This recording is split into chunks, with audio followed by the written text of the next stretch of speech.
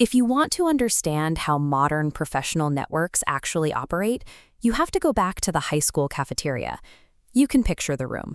Distinct groups of people sitting at their designated tables, separated by obvious physical boundaries.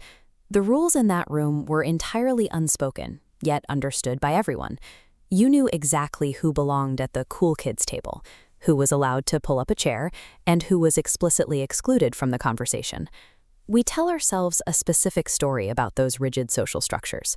We assume that once we graduate and enter the professional world, we naturally outgrow them. The physical setting changes, but the human instinct to enforce exclusionary boundaries remains entirely intact. The high school clique has migrated to the polished corporate boardroom. Today, those boundaries look more sophisticated. They show up as private, curated dinners. They materialize in job title sorting, wealth-gated communities, and invitation-only social circles, where entry is strictly monitored. Author and executive Thom Singer points out that in our current business culture, wealth and status function exactly like those old high school cliques.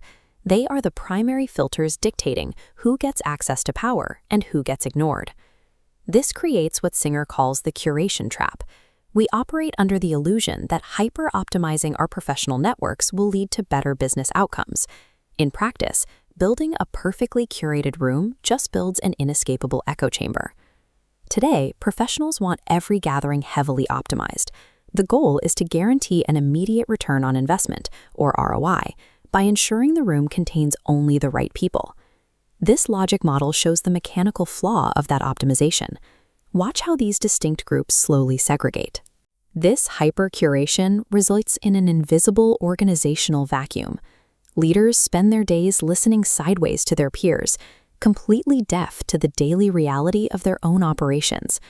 When nodes are trapped inside walled pathways, two critical things disappear: serendipity and collision. But watch what happens when those barriers drop. Unscripted, unexpected conversations occur. These random collisions are the primary drivers for changing how we think and what we imagine. A network optimized for comfort and status limits the possibility of genuine innovation. Singer advocates for human interaction, what he calls HI, over efficient digital communication. HI is the practice of prioritizing real, direct contact across levels, industries, and lived experiences to build trust. This traces back to a management concept popularized years ago by Tom Peters. He called it leadership by walking around. It is a strategy where managers leave their offices to interact informally with employees, making physical presence a strategic tool. The daily mechanics of this strategy involve leaving the usual table, mingling without a set agenda, and asking questions outside your lane.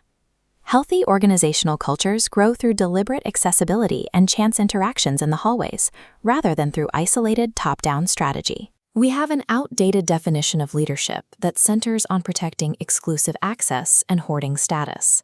Modern leadership requires the exact opposite approach. True leadership requires intentionally creating the environmental conditions where unexpected human connections can occur organically. It means setting the stage for people to collide.